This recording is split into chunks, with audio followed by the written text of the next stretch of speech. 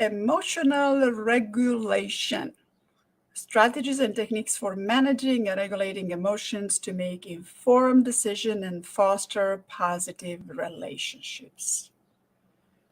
This is a very important topic to discuss because emotion can take over us really, really quickly, and it can damage more than it can construct. I keep talking about emotions as most emotions being quick and destructive, and feelings being slower and constructive. So that's my take on it. And tonight we're going to talk about a few techniques and few exercises. We have like 7 on the list right here on how to manage your emotions, even the good emotions, because even the good emotion may take over you. And not a lot of people are aware that sometimes when we are a bit happy, a little bit too happy, we might annoy other people around us.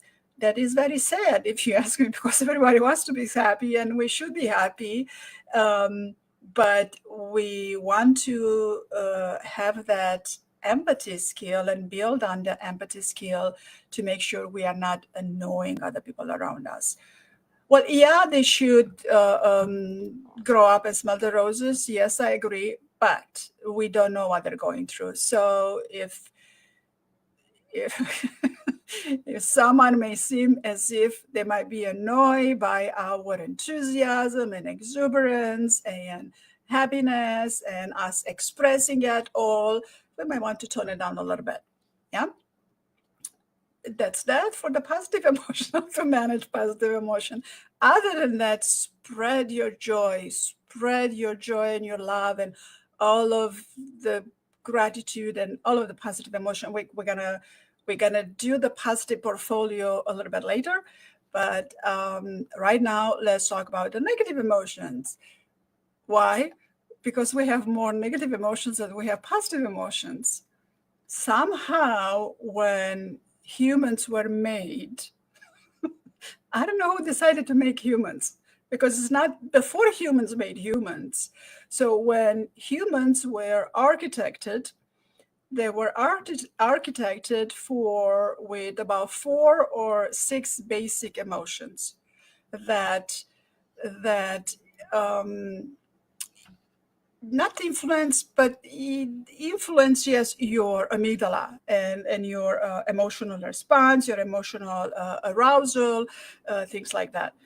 But in within those 4 or 6 basic emotions, 75% of them, 75 are negative emotions, and only 25% are positive emotions. So that's the main reason we have to constantly seek to not toxic positivity now, but it's good to strive to and train more positive emotions as much as possible, but not to the extent of annoying others, because we don't want to annoy others. We want to be considerate of other people going through what they're going through in that particular moment.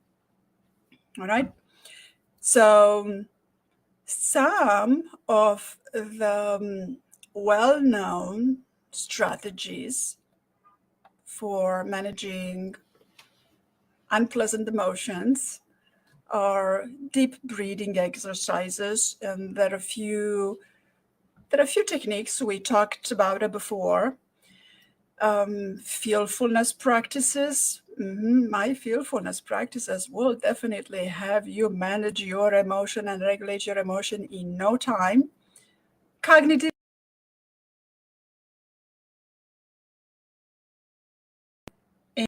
and that is a connection issue. I hope it got back. All right, the message went out.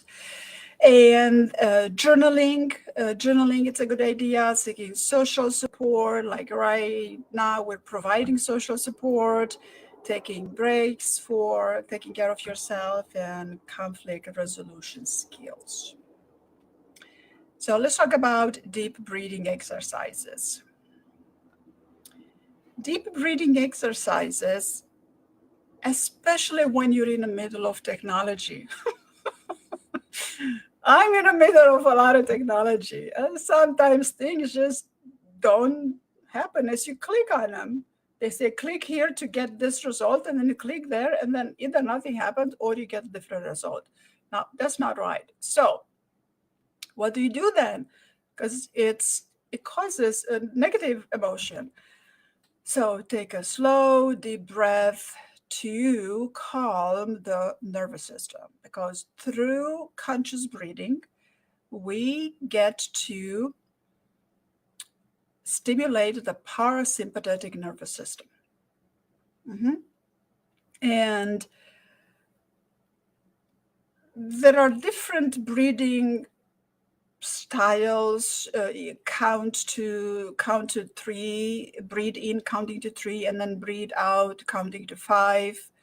Um, or breathe in at one and breathe out at two, one and two, and then go in a square, and then all kinds of different kind of geometry. But in the moment, up until you remember which exercise you should exercise in the moment, you can just go ahead and take a deep breath. And you've probably seen movies, several movies, where someone may seem to be in a panic attack, and they are given a paper bag to breathe in. Mhm. Yes, because in breathing in that paper bag, in the case of a panic attack, it helps stimulate the parasympathetic nervous system, which helps you calm down.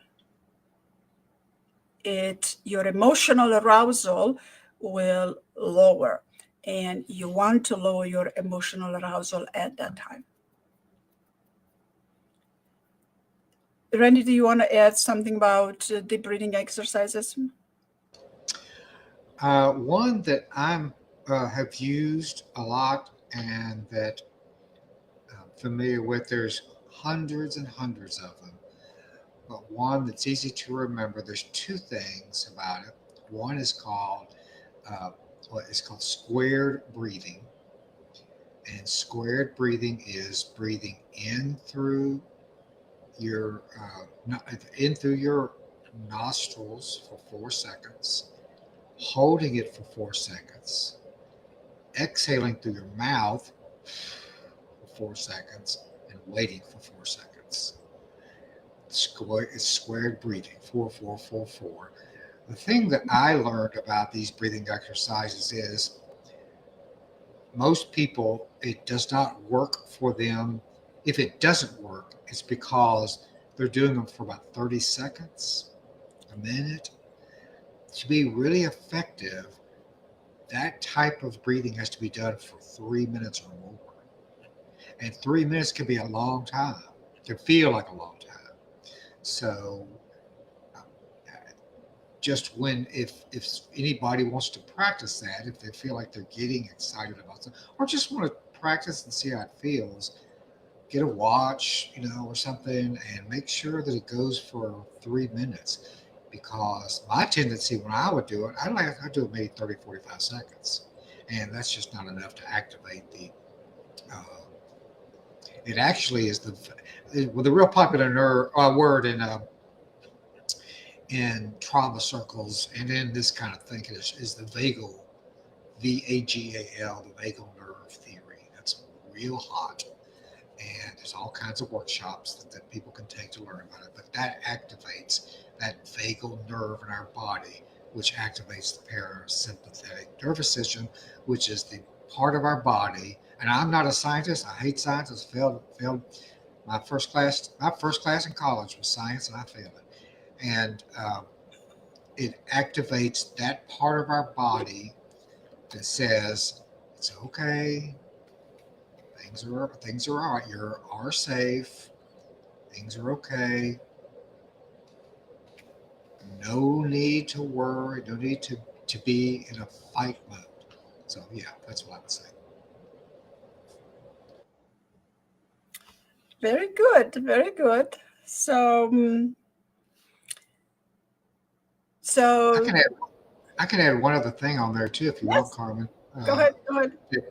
uh, that helps with this exercise. Remember, there's hundreds of different types of things, but a squared breathing is easy to remember. The second thing is called an anchor. When we are living our daily lives and we're floating on the boat of consciousness, think of consciousness as sailing on a boat on the water on an ocean. All kinds of currents pushing us one way or the other. And if we get upset about something, that current can be very strong and it will start taking us off course. So, another way to think about this is coming up with an anchor that stops our thoughts and our feelings and our bodies from escalating, getting worse. So, an anchor is something that a person does that reminds them to do their squared breathing. And one of the ones that I was taught was making little circles with your hands. Get that right. And closing my eyes and thinking of breathing through these circles in the squared breathing. It comes in through my hands and I hold it for 4 seconds. And when I exhale for 4 seconds, I'm exhaling through my toes, I'm keeping my mouth open, but all the anxiety and feelings are going out through my toes. So it's breathing in, not literally, of course, but breathing in through these circles, and it stops the body from getting really upset. It's used in trauma treatment when people are, they're talking about difficult memory, and it starts to get worse and worse as they talk about it. Then the therapist can say, okay, let's use your anchor, make the circles with your hands, start breathing. And again, this goes on for 3, 5, 6, 7, 10 minutes. So, yeah, that's just another technique. It's used by professionals, but it's available for anybody. Yes, that's a very good technique. And people that meditate, they are. That's how you begin a meditation. You follow your breathing. It's you just have your attention to your breathing, and you follow the rise of the chest and the fall of the chest as you inhale and exhale. So that's also a very good technique. And you're right, Randy. It could be boring, but in a heat of the moment, it's not going to be boring, and you need to be grounded in the present moment so you can take appropriate action and make proper decisions. Because I never recommend taking decisions when you are so hyped with all of this negative emotions. It's not healthy whatsoever. And, Um, and when you boil it down to it, all we have is right now. The past is gone. The future is not here yet. All we have this is the dime store Eckhart Tolle discussion. This is uh, discount as Eckhart Tolle. But all we have is right now, and what we have right now is our breathing. That's all we have. That's what we can control, and that's what we have. And that brings us to right now, which is exactly where we are. We're nowhere else. And so that's why you're focusing so much, Carmen.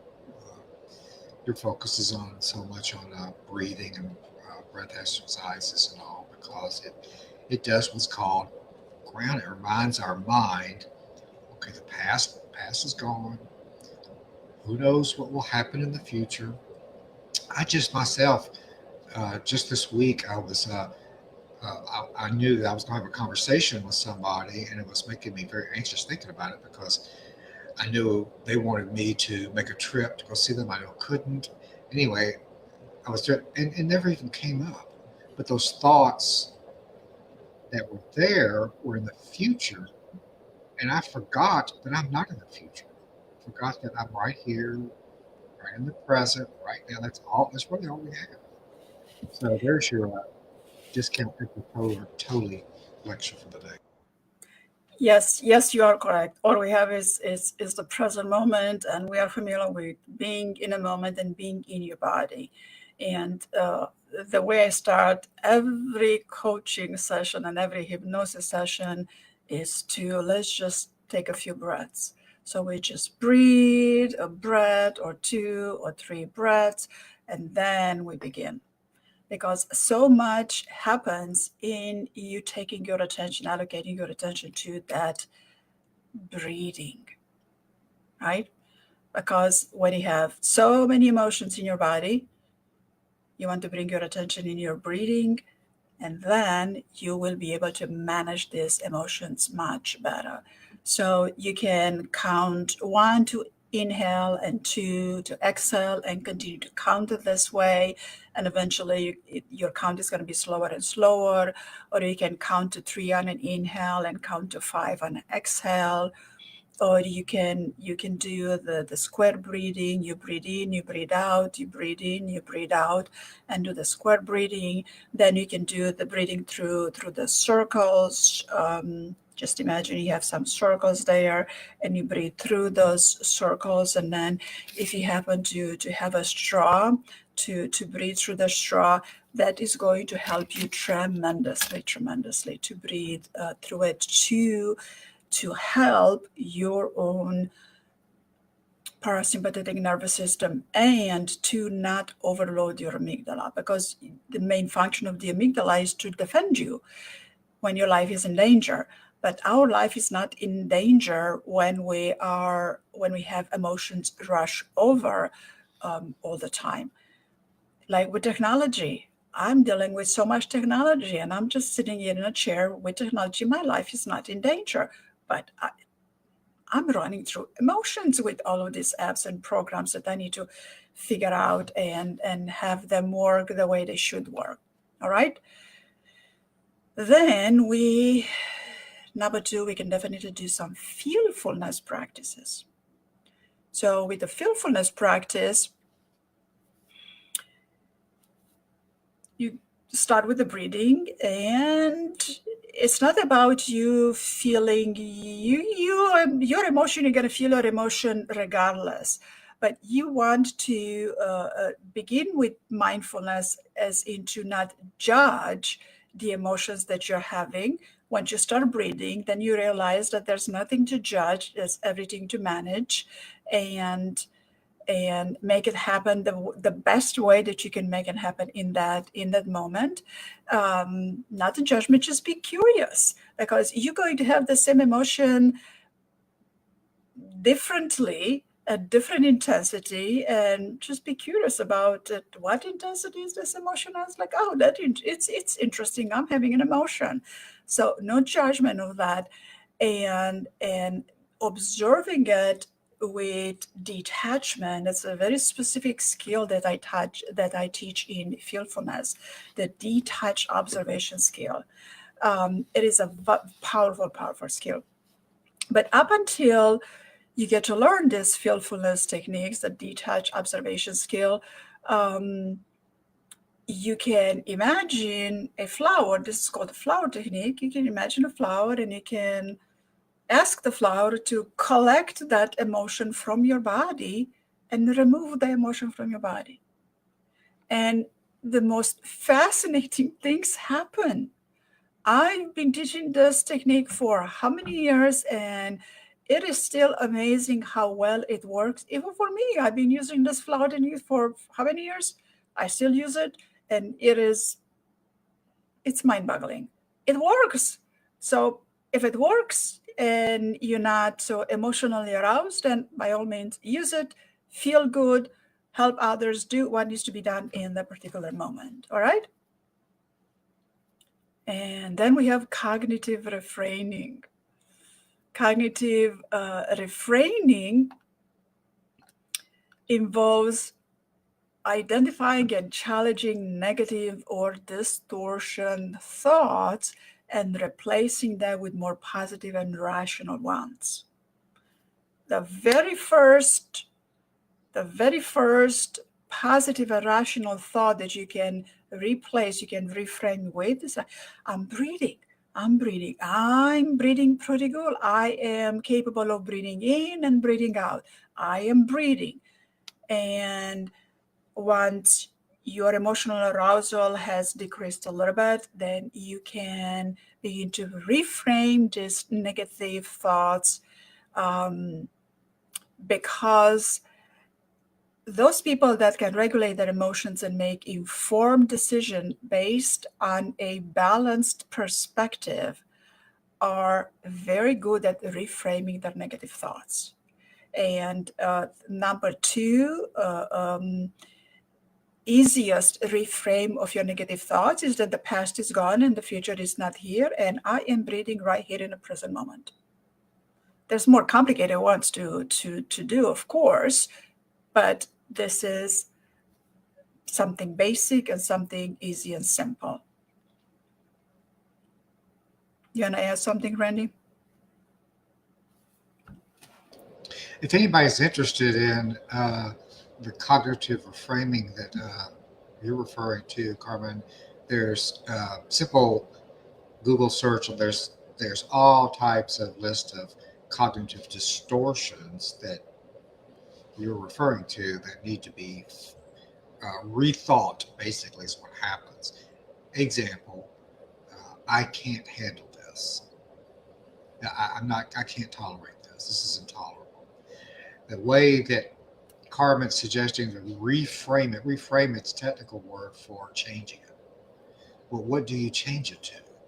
If I'm thinking I can't handle this, well, and believe, and what Carmen is also saying is that those thoughts aren't always conscious. They may be unconscious, meaning that you feel overwhelmed. Why do you feel that way? Because I can't. This is not fair, and I can't handle it.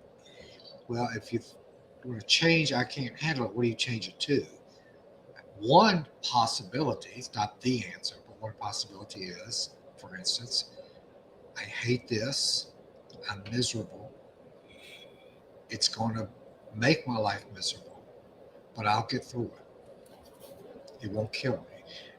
When I used to do therapy, I would tell my clients, when we think about it, and that's using your mind in this regard, because what Carmen's taught already is to calm the body down so we can think instead of panicking. So if we're thinking and we really think about it, then we come to the realization that very few things are going to kill us ultimately. I mean, something will, of course, but in the big scheme of life, um,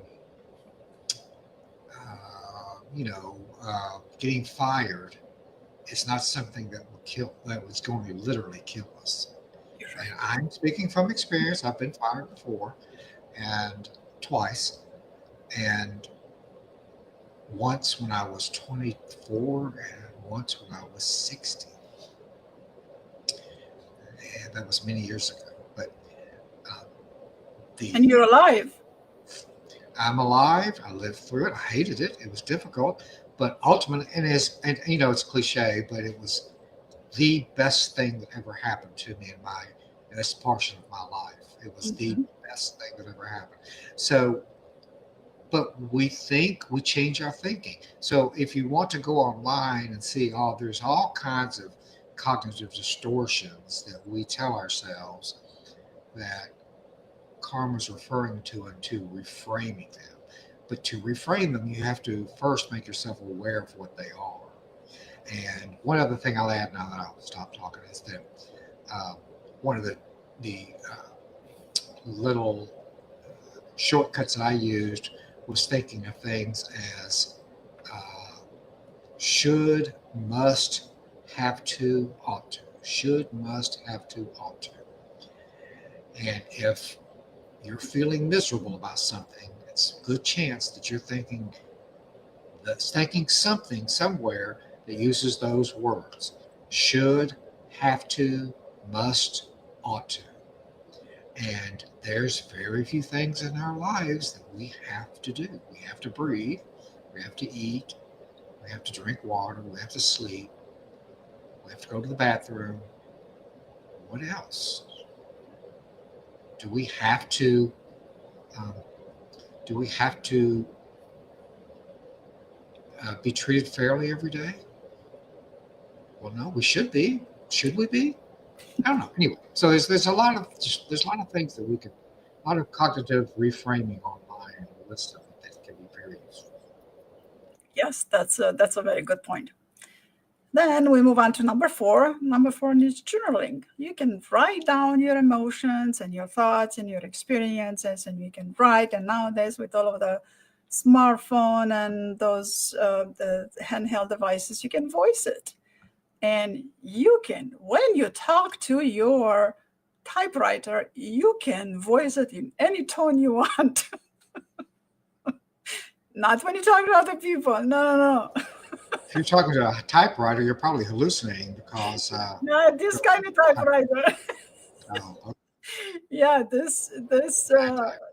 yeah, this electronic typewriter. So you can voice how you feel, and if you want to write it by hand, by all means, write it by hand, um, because this provides you with an experience of release. And if you write it down on what you're feeling, why you're feeling that intensely, what bothered you, um, and allow yourself to make all kinds of spelling errors, then you can come back in an hour or a day and you laugh at it. Yeah. How many movies have we watched where people were angry, were so angry, they were destroying things, and we're laughing at it? Well, it's not a laughing matter, but it could be if you reframe it, right? So go ahead and write it down, because then it gives you an outlet for self-expression, it gives you an outlet for reflection, it gives you opportunity to smile, not right away, but a little afterwards. It gives you an opportunity to smile. And this will help you gain clarity and develop insights that contribute to making informed decision making. You don't want to make decision when you're upset. Absolutely not. No, no, no. And then improve relationships, because how many relationships are getting broken just due to emotional arousal? A lot. And some very important relationship, we damage the relationships when we are upset and we don't like what we're feeling, and then we blame what we're feeling on the other person. And it doesn't benefit you to blame it on the other person. It's just it doesn't. So you don't want to destroy all of your relationships, but some of them you can say goodbye to. Those toxic relationship, yeah, I can say, okay, thank you very much, bye bye, but not all of them. You want to add something, Randy? No, I think that explains it well. I There's a Okay, lot again. There's a lot online about journaling. So yeah. okay, very good. Then number 5 is seeking social support. Well, nowadays with social media, and there are so, like my Facebook group, you can talk about your emotions all you want. If someone is not going to be nice about it, they're not going to be part of the group. That's the purpose of the group, to talk about anything that you can make easier. And managing your emotion, there's a lot to create ease in managing your emotions. Um, and that's one easy outlet. because sharing your emotions, you don't want to share your emotions with the wrong type of a people. Some people may understand, some people may not understand. Women are more likely to understand each other's emotion, and men are more likely to understand each other's emotion. And sometimes men have difficulties understanding women's emotions, and vice versa. So have someone that you trust that you can share your emotions with. With my coaching, for example, because through the coaching, I'm teaching so many skills that help, in addition to other things, helps manage emotions. I always advise my clients that when they're going through some portion of emotional arousal, to call me. And they figure, well, I don't want to call you because I don't want to pay for it. Well, don't worry about it. If I'm telling you to call me, if you're going through some emotional upheaval, call me and we will reframe the tools, because my clients, they have a lot of tools. What to think of, how to use the flower techniques. Then we have geometry, then we have the grounding cord, then we have so many other different techniques, which you can definitely find in my creating his books, and you can find a workshop on my website from those creating his practices, the thought feeling practices. But you do want to talk to someone that you are comfortable talking to about the emotions that you're having at those moments. You don't want to talk about those emotions with just anybody. If there's nobody there to talk to, maybe your puppy dog, maybe your kitty cat, and journaling, your electronic typewriter is definitely over there for you to type it. But I recommend you do not type someone's name on a send to email. No, no, no. Send it to yourself. Send it to yourself. And then later on, you can edit all of the spelling mistakes. And who knows if you need to send it or not to someone. All right. It's normal to have emotions, but throwing the emotions on somebody else, that's not advisable. Then we can, number 6, we can take breaks and self-care. That is so the case for mothers. Mothers can't even go to the bathroom. How do they take a break? Especially with newborns and mothers and fathers as well, caretakers. You have to take a little bit of break. Now, there's all kinds of small breaks you can take, and engaging in self-care. But another exercise that I give my clients that you cannot argue with it because it's doable, something very, very easy to do, in addition to all of the complicated techniques that I provide. When they feel very emotionally aroused, go to the bathroom. I always say, what do you do when you go to the bathroom? You think. So think these thoughts and downregulate your emotion, because everything else you do in a bathroom is going to happen anyway. So use your thoughts in those couple of minutes and take a break and deflate, downregulate, reframe, practice a tool, so many things, and it's going to help you. All right. And if you're alone at home, you might as well just go sing in a shower. Whatever you want to sing, you can sing your emotions or in a shower if you're home alone.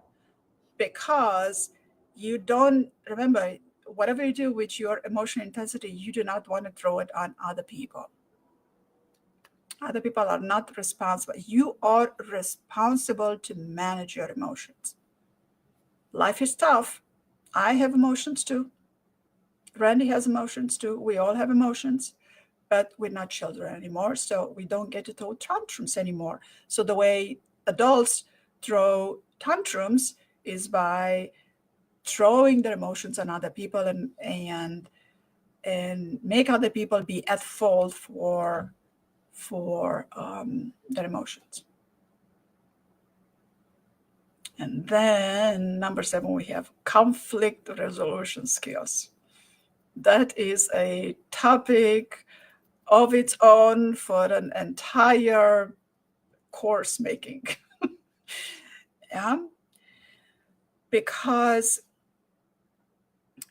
when we have this emotionally aroused state, and we have all kinds of tingling through the body and all kinds of thoughts and all kinds of words we want to say to other people, that's because there is a conflict. There is a conflict of something. You are in conflict with something that's happening that you don't like, and you don't like your emotions, and who knows what else you don't like, and who knows what else you judge that this shouldn't be, or this should be some, or shoulda, coulda, woulda, or this is the way. Well, good luck with that. But when you have that intense emotion, there are so many things you can do about it. And it's sometimes it's going to take more than 30 seconds. It's going to take definitely more than 10 seconds and more than 30 seconds. And if you give it 3 minutes, it's going to feel like you're giving it a lot of time. Well, go to the bathroom. Go to the bathroom, and you kind of multitask anyway, and then downregulate your emotion. And in those 3 minutes, you get to do so many other things to deflate all of those emotion, and then come out of that as like, it's not so bad. I guess I could have a conversation. If you need to have a conversation, then you will find that you could have a conversation in a calmer manner. Yeah, because what you don't want to do, you don't want to escalate somebody else's emotions in that moment. That's why we have movies for. Let them do it in the movies. It's just a movie. It's not real. So don't do what you do in a movie unless it's a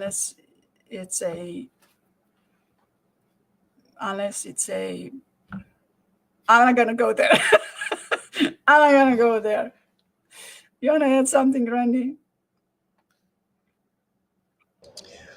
Yeah, the reason that we don't, we want to, the reason that we act like a child is because we're feeling like a child.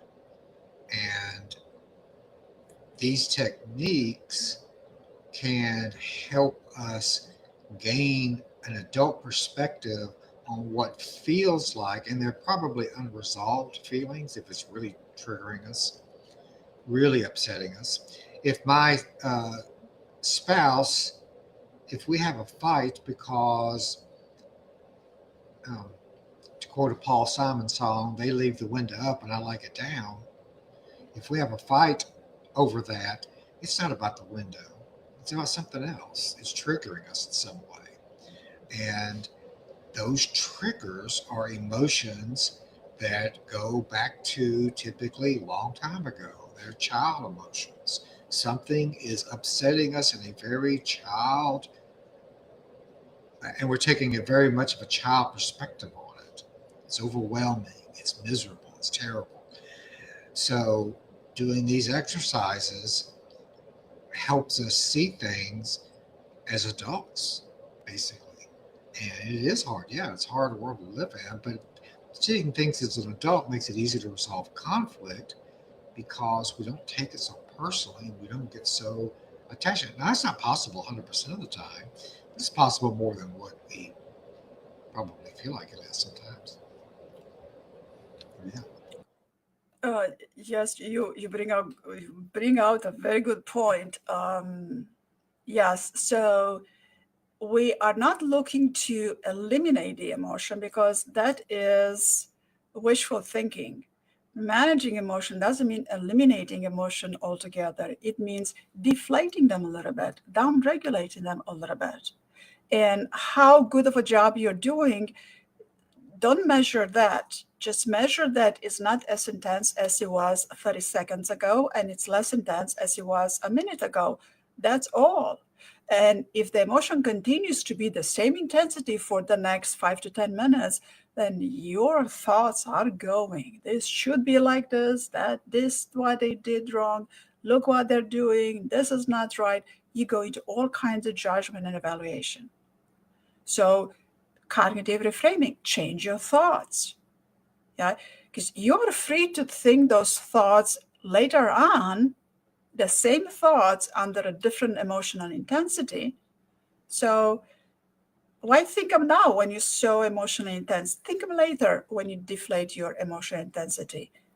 Nobody's going to stop your thoughts, but you have a considerable amount of control over your thoughts, and you do want to exercise that, because this is where your freedom, this is where your number one freedom relies and sits into your thoughts, the thoughts that you think. That is your freedom. Yeah, because you think so many thoughts, you think because other people told you that that's the right thing to think. Again, religion would be number one. This is the right way. You can think it differently because this is the right way, right? Thoughts are just thoughts. You can think a different thought. It's not that difficult.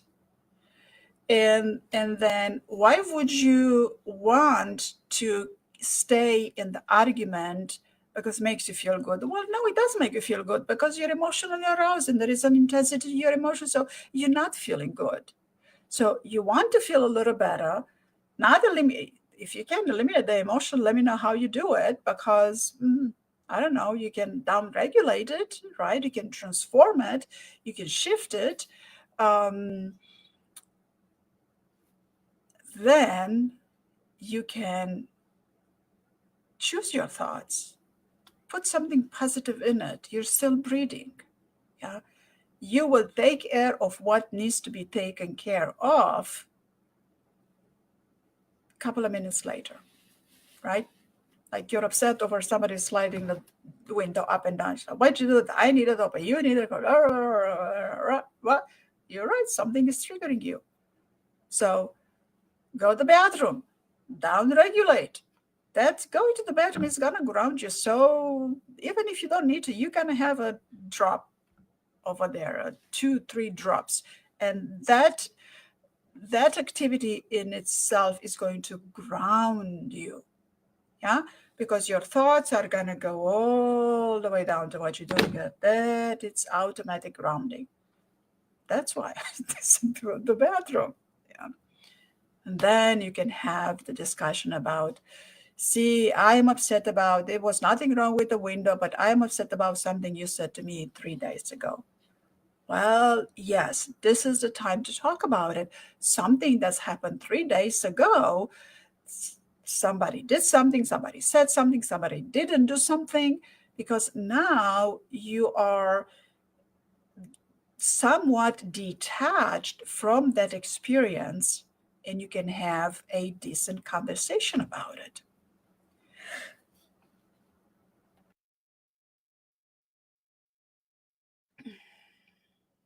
Bless you. Mhm. So I think that should suffice all of this emotion regulation and learning how to manage the emotions. I'm not seeing any questions sent right now. Let me check a few places.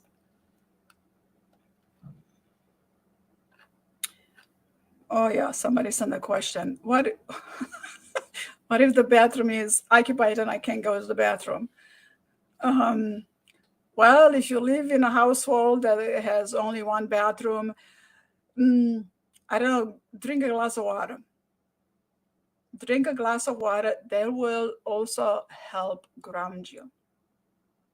Yeah, and drink it slow. Yeah, and let it be cold. It'll cool you. Something that is simple and it's automatic. Count your breath. reframe, drink a glass of water, and then you can, maybe just touch. You can do a little bit of anchor. Touch something, like that you would see me like this quite often, or something like this quite often. That's something I do often. So I don't know whatever it is this just terms or this, whatever terms you would have for that, and then you will see me do something like this quite often. It grounds me. So pinch a little bit, pinch something, squeeze your cheeks. That will ground you really quick. You can squeeze your cheek when you're very upset. Squeeze your cheeks. Mm-hmm. And I think that would do it for tonight on emotional regulation and a few techniques. Something very simple. And then if you need something more, if none of this works and if they never work, which is never, is not right, because sometimes they will work. And we're not looking to eliminate that emotion, we're looking to manage it. Then definitely come and see us. There are more other different techniques. And with hypnosis, there's something very powerful that we get to do in hypnosis. Is something called regression. We, in a state of very relaxed, your body is going to be very relaxed. You, in hypnosis, you don't have an emotional arousal, or if you have it, it's something so minimal. And in hypnosis, we have the capacity to take you to visit the root of that emotion and have regression, and then have you not necessarily visit, because it might not sound good for a lot of people if I say visit, but yes, you can look at the root of that emotion and see what exactly bothers you more and more and more. Things that might be subconscious, because if there is a trigger, there's something that's you triggered, that's your subconscious, that's a reactionary mode. And hypnosis can definitely help you with that. And then you bring that to consciousness and you resolve it during the hypnosis session. A lot of miracles happen. With that. Then all of a sudden you realize that, oh, this is what happened then, and then that's why I react. That's why I have this trigger, and then all of a sudden it begins to fall away, and it's wonderful. It's just wonderful to see that.